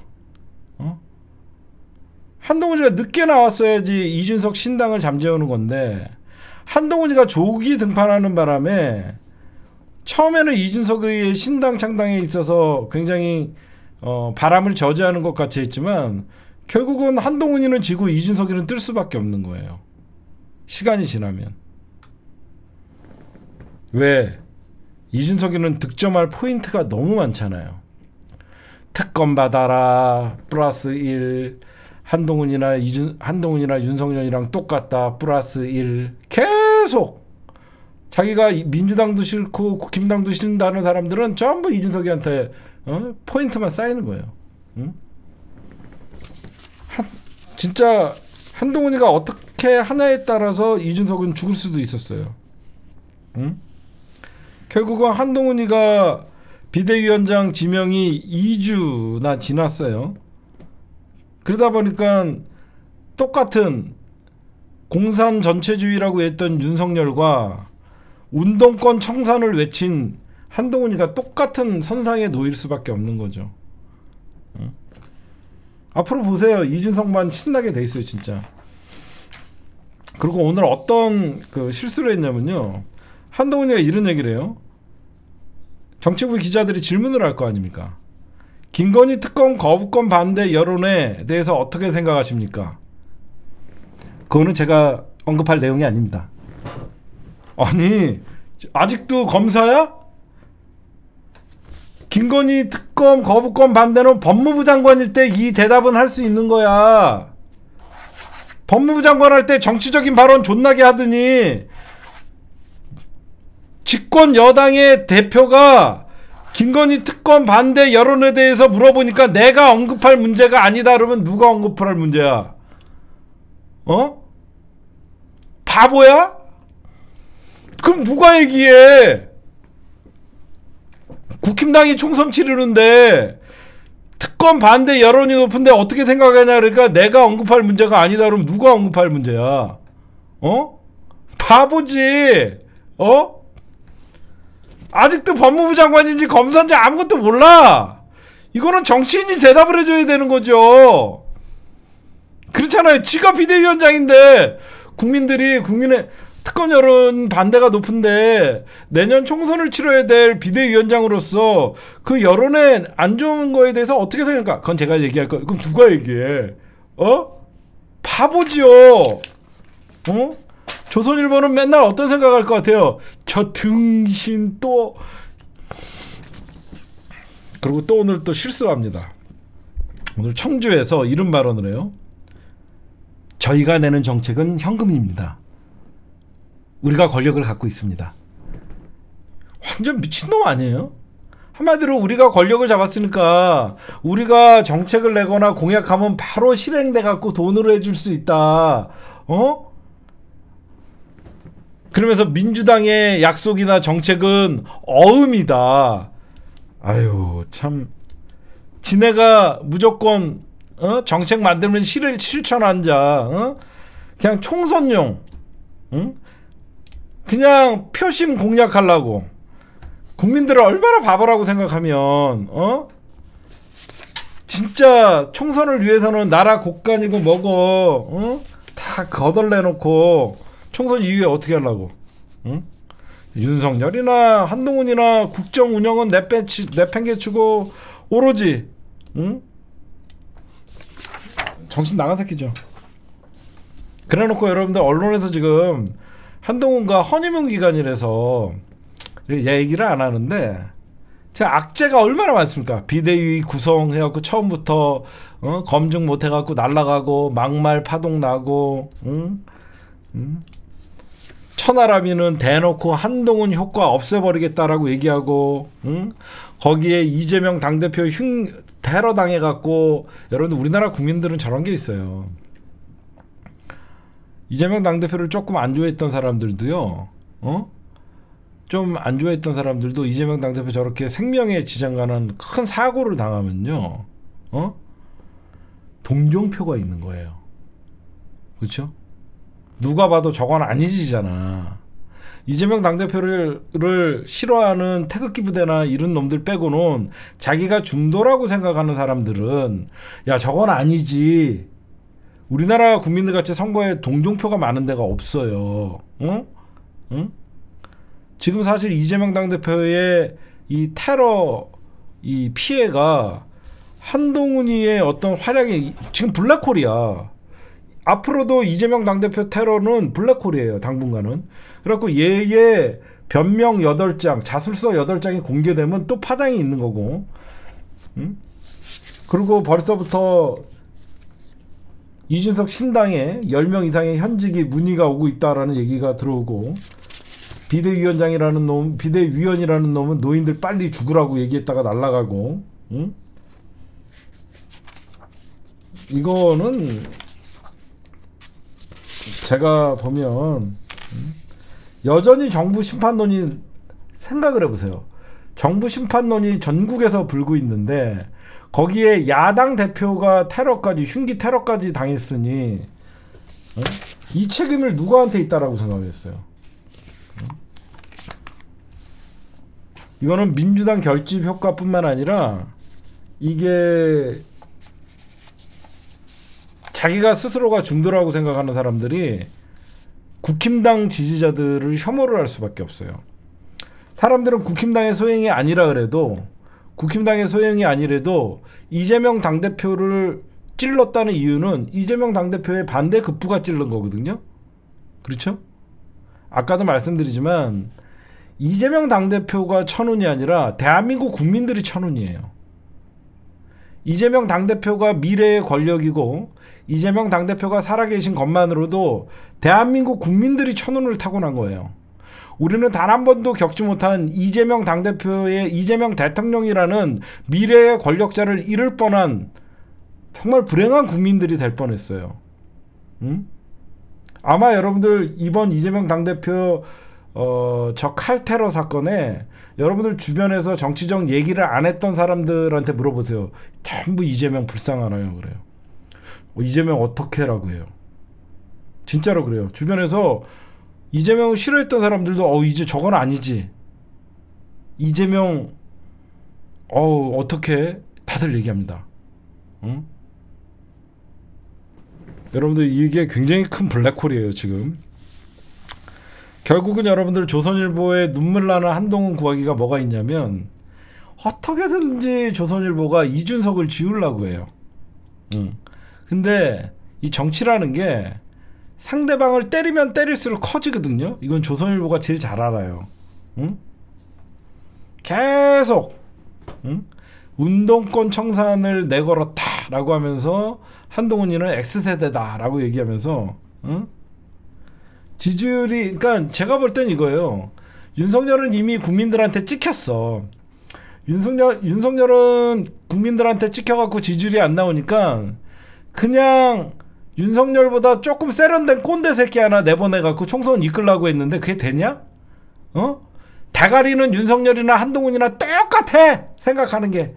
한 놈은 공산 전체주의, 한 놈은 운동권 청상. 응? 윤석열보다 좀 옷 좀 잘 입고 그냥 세련된 꼰대 하나 붙여놓고 지금 윤석열 대신 한동훈 이렇게 밀고 있는 거예요. 그냥 윤석열이가 잘 쓰는 말 있죠. 운동권 패거리 문화, 노동계 뭐죠? 노조 문화. 제일 패거리 문화 심각한 데가 검사들이에요. 제 말 틀립니까? 검사들 패거리 문화가 대한민국에서 제일 위험한 새끼들이에요. 응?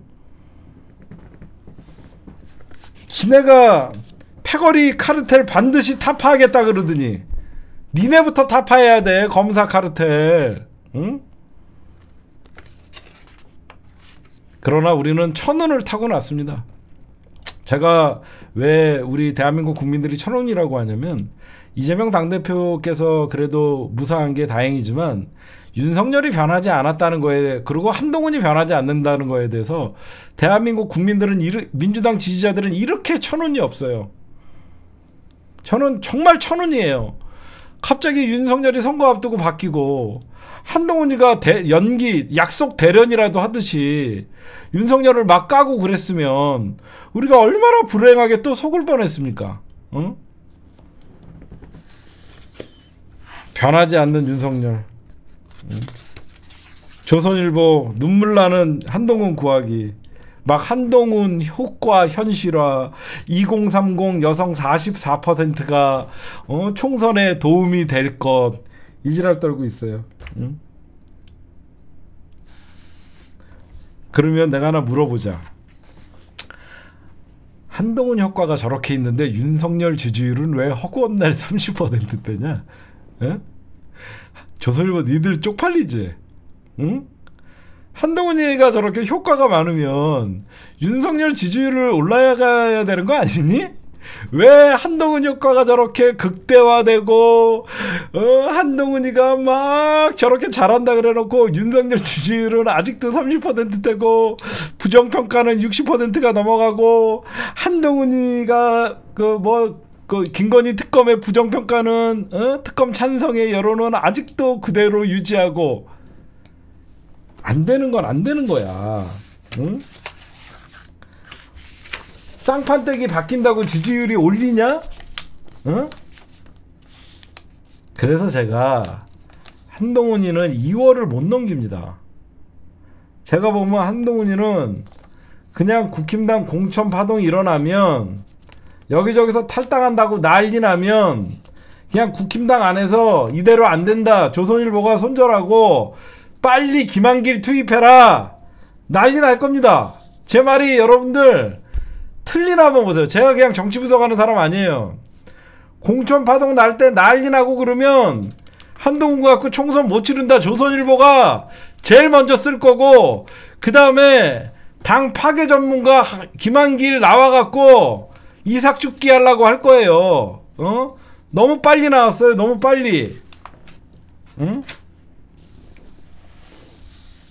지금 조선일보는 계속 이번 총선의 주연은 한동훈이다. 그게 무슨 말이냐면, 누가 봐도 지금 현직 대통령 누굽니까? 윤석열이죠. 그럼 모두가 윤석열을 비판하고 있어요. 근데 조선일보는 윤석열 지우고 한동훈을 주연으로 만들고 싶은 거예요. 근데 우리가 여러분들 영화를 보면요, 영화가 2시간짜리라고 하면 이미 1시간 50분을 윤석열이 주연을 했어요. 김건희랑. 오빠 이러면 안 돼. 아, 알았어. 1시간 50분 동안 김건희랑 윤석열이가 주연하고 영화가 재미없으니까 10분 동안 한동훈 주연시킨 거야, 막판에.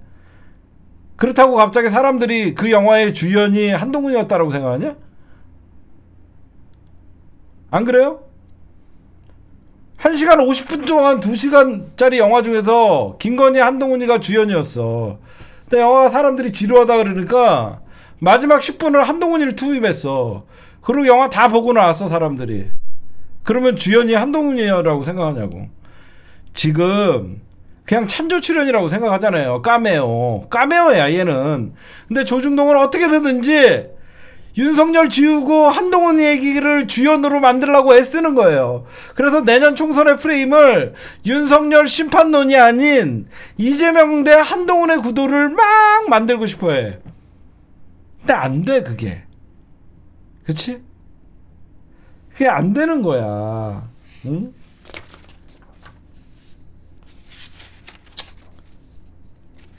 너무 안 됐어. 응? 너무 안 됐어. 조선일보가 이렇게 다급한 적을 처음 봤어요. 응? 그 영화는 그러면 어떻게 됩니까? 주인공들은 나오지 않고 라스트를 까메오가 끝내면 사람들은 전부 영화를 보고 나서 그런다면 아 씨발 이걸 내가 돈 주고 봤어? 대부분 그럽니다. 그쵸? 영화 개떡 같은 거 보고 나오면 아, 돈 아까워. 이거예요. 우리 지금 뭐 본 거야? 돈 아까워. 지금 한동훈이라는 까메오 출연에 우리 지금 뭐 본 거야?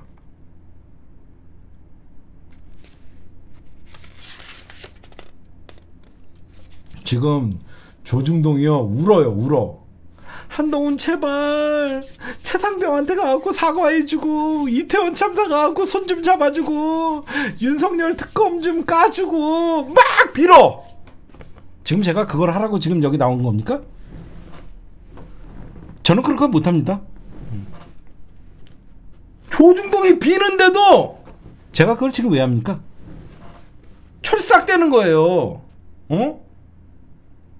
그게 살길이야. 그게 출구 전략이야. 막 얘기해줘도 제가 지금 윤석열 대통령을 제가 배신하는 겁니까? 이지랄 떠는 거예요. 응? 안 터는 거지. 응? 적어도 윤석열이가 김건희 특검 즉각 거부권 행사한다 그러면 조중동은 당대표 입장에서 김건희 특검은 국민들의 찬성 여론이 높으니까 대통령실도 심각하게 고민을 해서 결정해 주시기 바랍니다. 이런 말을 기다리는 거야. 그렇죠? 제 말 이해하세요? 거부를 하더라도 한동훈이가 비대위원장이면 국민 여론이 김건희 특검에 대해서 김건희 여사의 특검에 대해서 찬성 여론이 높은 건 저도 보고 있습니다. 이 점에서는 대통령실도 아주 심각하게 무겁게 받아들여야 된다고 이거를 주문하는데 제가 김건희 특검에 대해서는 제가 대답할 이유가 없다라고 생각합니다. 쥐가 대답할 이유가 없대.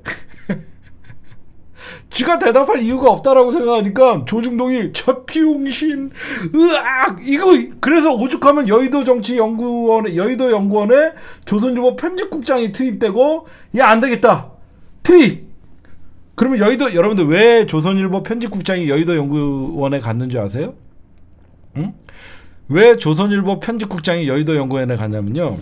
계속 여의도 연구원에서 뭐를 하냐면요. 여론조사를 합니다. 여론조사, 각각 후보의 경쟁력 이런 걸 다 세심하게 해요. 그건 뭐냐? 여의도 연구원에서 여론조사라 자체적으로 이걸 압박을 하겠다는 거예요. 무슨 말씀인지 아시겠어요? 조중동의 말을 안 들으니까 여의도 정치 연구소에서 각 지역의 후보 경쟁력, 여의도 연구소에서 지금 현재 선거 판세 이런 것들을 가지고 계속 국민의힘 비대위원장에게 사실 압박을 가하면 얘네가 이것도 바뀔 수 있을 수밖에 없는 이런 상황이 올 수 있지 않을까라고 하면서 압박용으로 지금 갖고 있는 거예요. 그래서 조선일보 편집국장이 여의도 정치연구소로 지금 날아간 거예요. 응? 아 그리고 저거 하나 얘기해 줄게. 지금 SBS에서 조만간 어떤 결정을 하냐면 이 기사가 왜 나오는지 알려줄게요. SBS에서 김건희 윤석열 녹취록 뭐 터트림 이런 얘기가 지금 돌죠.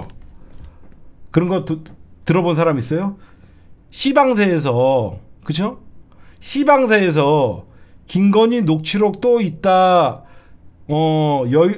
김건희 윤석열 녹취록 이런 게 지금 돌거든요. 그게 왜 그러냐면요. 지금 태영건설을 지금 거의 지금 부도가 났어요. 태영건설이 부도가 났는데 지금 이복현이가 금감원장인데 태영건설에 아주 혹독하게 자구책을 내세우라고 해요. 이복현이가 금감위원장이 맞죠? 금감원장이 태영건설에서 오늘 여러분들 태영건설 회장이 채권다든들을 모아놓고 자구책을 설명을 했는데 결국은 자기네들 사제는 출연하지 않겠다는 거예요.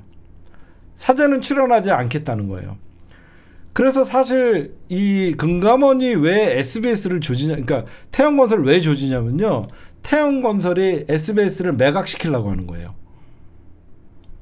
무슨 말인지 알아요? 태영건설이 아무리 어려워도요. SBS를 손을 안 대요. SBS의 최대 주주가 태영건설이거든요. 어떻게든지 태영건설을 압박을 해서 SBS를 시장에 나오게 하는 거예요. 근데 태영건설에서는 SBS가 없으면 자기네 죽는 걸 알아요. 그래서 절대 SBS를 내주지 않아요. 그래서 금감원의 이복현이가 계속 이 자구책 갖고는 안 된다라고 조지니까 그래? 그러면 씨발 우리도 뭐 하나 있어. 그래서 이 소문이 도는 거예요. 그래서 김건희, 윤석열 녹취록 이 소리가 왜 도냐. SBS가 이걸 무기로 지금 결국은 금감원이 산업은행, 그러니까 그 태영건설의 그 윤 회장이 요구하는 거는 내가 딱 보니까 우리는 이렇게 자구책을 발표했는데 금감원장이 승인만 하면 결국은 어떻게 돼요? 산업은행이 끼어갖고 결국은 국세, 나라 돈, 긴급 투자해갖고 막고 이걸 바라는 거예요. 그러니까 태영건설도 우리도 씨발 가만히 있지는 않겠다. 응? 우리도 가만히 있지 않겠다라고 하면서 SBS를 절대 손대지 않는 거예요. SBS를. 근데 이복현이는 계속 이거 갖고 안 된다. 이거 갖고 안 된다. 그러면 누가 봐도 태영건설의 가장 큰 자산은 SBS거든요. 응? 그래서 지금 현재 태영건설 문제가 지금 터진 거는 선거를 앞두고 SBS를 시장에 나오게 하려는 그런 게 있는 거예요, 여러분들. 왜 그러면 태영건설이 나중에라도 살아달라면 SBS가 있어야 되거든요.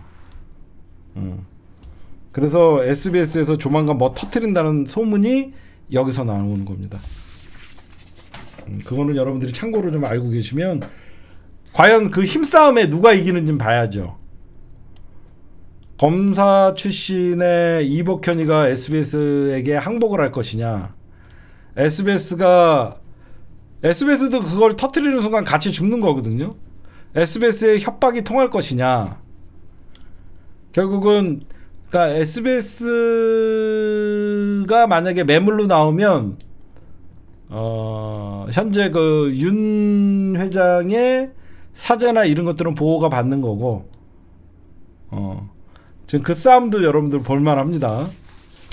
SBS가 매물로 나오는지 안 나오는지 그 싸움을 봐야 되고, 이복현이가 산업은행과 자구책을 마련해야겠다라고 하면서 받아들이면 윤석열이가 항복을 하는 거고, 그걸 여러분들이 좀 보시면 될 것 같아요. 그 다음에 오늘 재밌는 게 있어요. 한동훈이가 오늘 광주에 갔죠. 그러면서 헌법 전문에 수록 적극 찬성한다. 한동훈의 적은 한동훈이가 주둥이로는 5.18의 어떤 정신을 헌법 전문에 적극 찬성한다 라고 해놓고 뭐라 그러냐, 기자들이 또 질문을 합니다. 5.18 폄하 질문에 다양한 견해 말살하면 부작용이다. 미친놈 아니에요? 어떻게 5.18에 다양한 견해가 있을 수 있습니까? 이거 누구냐면 일베들이 얘기하는 것도 다양한 견해에서 존중하라는 거예요. 아니 여러분들 3.1운동에 다양한 견해가 있을 수 있어요? 잘 생각해봐요. 3.1운동에 다양한 견해가 있습니까? 일본의 식민지 침탈에 항거한 우리 민족의 독립운동 아닙니까? 어떻게 5.18을 폄훼하는 사람들에 대해서 어떻게 할 건지라고 했더니 다양한 견해를 말살을 하면 부작용. 그러면 5.18을 앞으로 북한군이 침투해갖고 북한군이 사주했다. 이것도 다양한 견해이기 때문에 말살하면 안 된다? 키가 어떻게 5.18 혁명, 5.18 민주화 혁명을 다양한 견해가 있을 수가 있습니까? 역사적 사실이죠. 군부 독재에 항거한 광주 시민의 처절한 항쟁이었고 그 항쟁이 결국은 역사적으로 민주화 운동이라는 역사적으로 우리나라에서 평가를 받았고 이미 끝난 거예요. 역사적 평가가 끝난 거를 다양한 견해를 말살하면 안 된대요. 그러면 앞으로 이렇게 하면 다양한 견해니까 이거는 뭐 북한군이 완전 그건 내 생각이야. 끝이야. 말 같지도 않은 소리죠. 이런 얘기를 하자마자 어떤 일이 벌어졌냐. 오늘 한동훈이는 헌법 전문에 수록을 해야 된다. 적극 찬성한다. 이렇게 하면서 사실상 호남 끌어안기 쇼를 했는데 오늘 같은 날 인천시의장 국민의힘의 인천시의장인 5.18은 북한이 주도한 내란 인쇄물을 돌렸습니다. 이것도 다양한 견해에서 처리 못할까? 얘네들은 뭔가 손발이 안 맞아. 얘네들은 손발이 안 맞아. 얘는 헌법 전문에 수록해야 된다. 여러분들 만약에 5.18이 헌법 전문에 수록한다면 어떻게 나올 것 같아요? 군부 독재에 항거한 광주 시민들의 자발적인 항쟁으로 대통령 직선제를 이루는 초석이 됐고 87 6월 항쟁의 원동력이 됐다. 이렇게 나올 거 아닙니까? 그쵸? 우리가 헌법 전문에 상해 임시정부가 나오듯이 그쵸? 당연히 5.18 정신은 군부 독재에 항거했고 87 항쟁의 도화선이 됐고 결국은 우리가 대통령 직선제를 만드는 광주 시민의 뭐 거룩한 민주화 항쟁이었다. 이렇게 나올 거 아닙니까? 헌법 전문에 나쁘게 나오지 않을 거 아니에요? 근데 5.18은 북한이 주도한 내란 이런 자를 과연 한동훈이가 어떻게 처리하는지를 봐야죠. 그렇죠? 한동훈이가 이런 자를 어떻게 처치하는지 봐야죠. 같은 날 한동훈이는 헌법 전문 수록한다. 그러나 다양한 견해는 말살하면 부작용이 난다라고 이미 지가 주둥이로 얘기했는데 5.18은 북한이 주도한 다양한 의견이잖아. 한동훈 입장에서는. 여러분들 역사에 다양한 의견이 어떻게 있습니까? 이 역사가 무슨 조선시대 역사예요? 무슨 우리가 사기로 봐요? 아직도 5.18 피해자들은 살아있어요. 5.18의 유가족들은 아직도 가슴에 피멍이 든 채로 살고 있어요. 역사적 사실을 다양한 견해로 봅니까? 이런 역사의식도 없는 새끼들이 무슨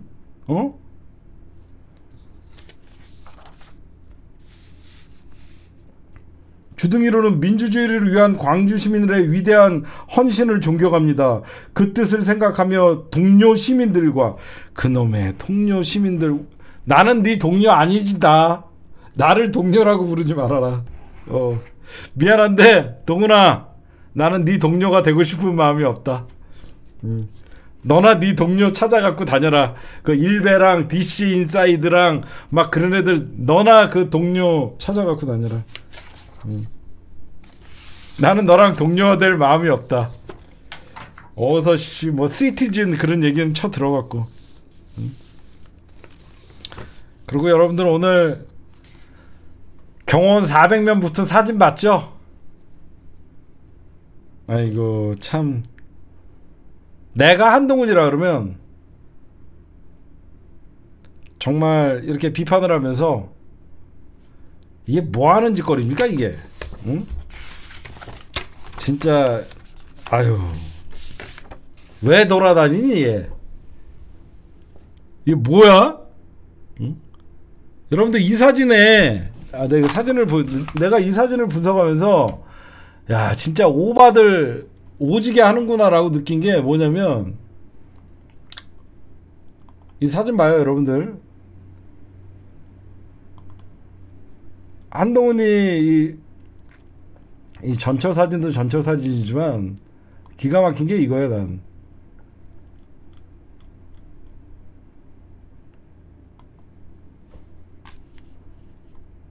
잠깐만.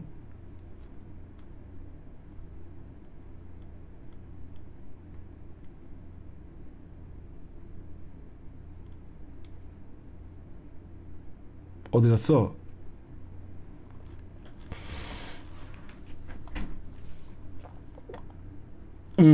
여러분들 요 사진에 우리가 놓치고 있는 게 뭐가 있냐면요.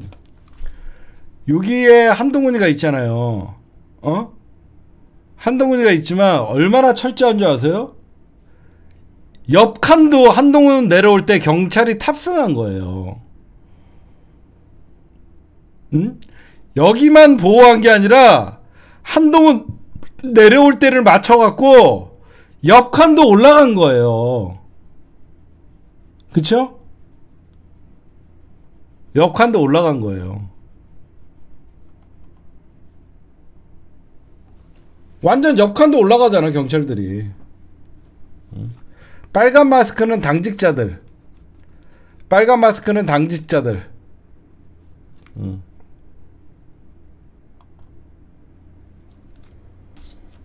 야 저래놓고 무슨 뭐 국민들과 동료 시민 여러분 나랑 너랑 동료 시민 아니다. 근데 저때 여러분들 이런 당직자 얘 여기 동그라미가 있는 게 누구냐면요. 윤석열 대통령의 측근으로 꼽히는 여러분들 이 사람이 누구냐면 얘가 여러분들 윤석열 대통령의 측근으로 꼽히는 광주시당 위원장이에요.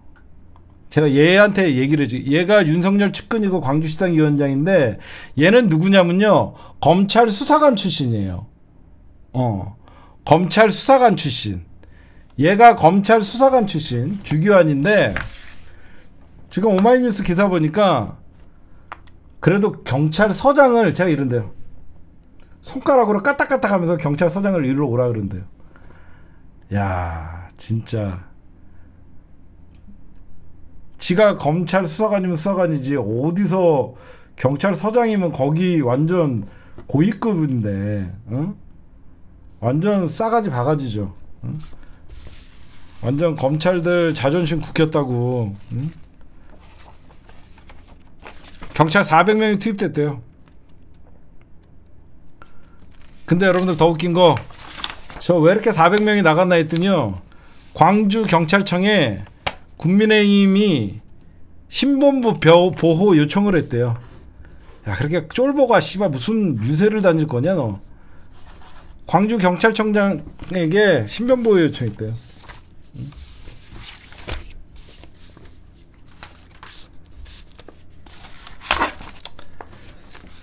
얼마나 다행입니까? 조기 등판한 게. 그 다음에 저는 오늘 윤석열이요. 여러분들 그 무슨 그거 보셨어요? 뭔 대통령이 신년 기자회견도 안 해요? 이게 뭐하는 인간이에요? 지금 집권 3년 차인데 신년 기자회견 첫 해 한 번 하고 한 번도 안 해요. 뭔가 했더니 무슨 새해 업무 보고를 하면서 민생 토론을 해요. 응? 비공개의 녹화 참여자들은 대통령실에서 다 뽑아갖고 뭐하는 인간들이죠? 응? 거기서도 또 한다는 소리가 이래요. 아니 업무 보고를 녹화로 하는 인간들 얼마나 자신도 없고 박근혜보다 더해. 갑자기 뜬금없이 이릅니다. 여기서 민생토론회에서 R&D 예산을 재임 중에 대폭 확대하겠대요. 아니 누가 보면 지가 깎지 않은 건 줄 알아. 누가 보면 문재인 대통령이 깎고 지가 재임 중에 그치, 누가 보면 R&D 예산 문재인 대통령이 깎고 지가 이제 재임했으니까 올해부터 대폭 늘린다는 것 같아. 얘 치매야? 네가 R&D 예산 16.6% 네가 깎았잖아. 응? 네가 깎았잖아. 네가 깎았는데 무슨 재임 중에 대폭 확대를 해. 응? 네가 깎았는데 네가 무슨 재임, 지금 그냥 늘리면 되잖아. 이 등신아, 이 산, 아유 진짜 치매야? 뭘 했는지도 모르나봐. 아리백이 뭡니까? 아유 진짜 욕을 안 하려나 그래도, 응? 그래놓고 뭐 업무 보고에서 한다는 소리가 공매도는 총선이 끝난다고 없어지지 않습니다. 그냥 주식 투자자들 어떻게든지 선거용으로 써먹으려고 공매도 계속 연기한다고 얘기하고, 응? 거기에다가 금투세 폐지한다라고 얘기하고, 너 돈 어디서 벌라고? 무역은 적자 보고. 우리나라가 작년 무역 100억 불 적자, 몇십 년 만에 처음 적자 봤다며. 야, 건이 땅이라도 좀 팔아라 그럼. 어? 아, 여러분들 중요한 게 봐봐. 제가요 이 특검법 있잖아요. 특검법에 우리가 김건희 특검에 주목을 하잖아. 그쵸? 제가 저번에도 얘기했잖아. 대장동 특검, 이게 대장동 특검은 사실상 윤석열 특검이에요. 그리고 김건희 특검은 누가 봐도 대통령 부인 특검이잖아요. 이 윤석열이가 여러분들 진짜 심각하게 걸리는 게 뭐냐면, 부산적 추구의 부신 수사도 있지만 김만배가 지 누나 집 사줬잖아. 김만배가 우연히 윤석열 누나의 연희동 집을 그냥 사줬겠냐고. 이거 특검에서 뒤지면 좆대요. 이거는 바로 윤석열과 연결되는 거예요. 이게 부산저축은행의 그 부실수사도 중요하지만 김만배가 윤석열 누나한 거는 뇌물이에요. 뇌물. 여러분들 진짜로 거짓말이 아니라 김건희 특검이 나중에 이제 이준석 신당에 몇 명이 가냐를 우리가 또 예의주시를 해야 되겠지만, 김건희 특검이 재의결해갖고 통과되잖아요. 농담이 아니라 누구죠? 자기가 특검한다고 이성열인가? 맞나요? 나 갑자기 치매인가? 나도 이성열 중앙지검장 맞나요? 이성열? 이분이 현실화된다니까? 아, 이성윤 지검장이 여러분들 농담이 아니라 이분이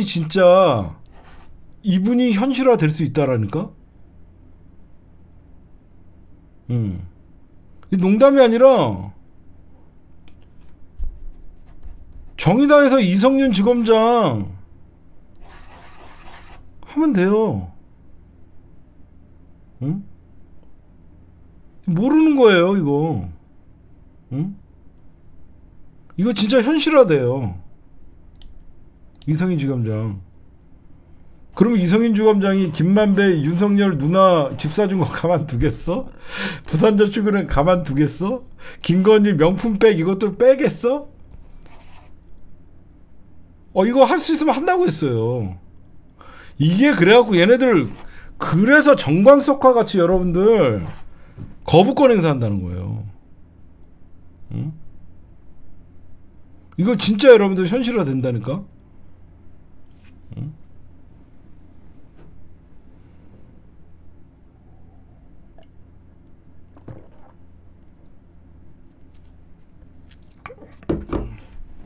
이거 통과만 되면 민주당 꽃놀이 패라 그랬잖아. 내가 통과 안 돼도 저것들은 완전 죽는 거고. 그러면 민주당은 이문정 검사? 이문정 검사도 자격 되잖아요. 그쵸?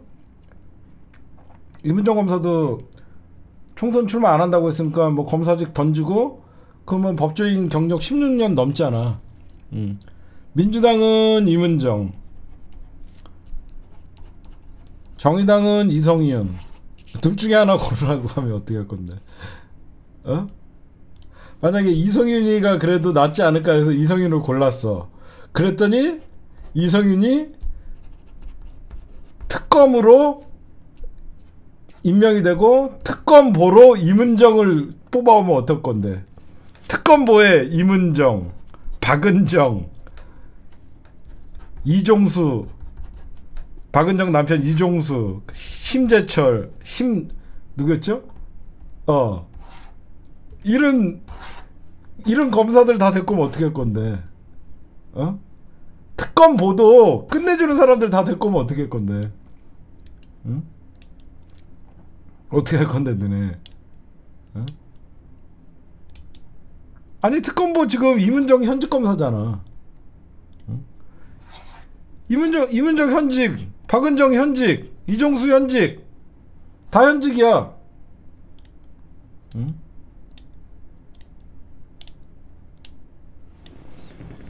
모르는 거다.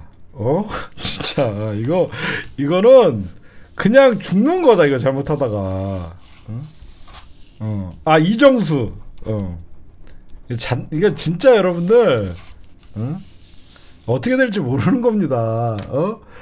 이 사람들이 여러분들 이성윤 직원 만약에 이성윤이 특검되면 특검보를 이상한 애들 뽑겠습니까? 현직 변호사들도 참여할 수 있어요. 진짜 아마 특검 딱 통과되는 순간 김건희가 윤석열한테 이럴 것 같아요. 뭐해 등신아, 오빠 그냥 짐 싸. 좋댔어, 튀자. 그냥 여기서는 살 수가 없어. 오빠 빨리 튀자. 이거밖에 안 돼. 진짜 이 정도 멤버가 꾸려지면 안 튈 수가 없어요.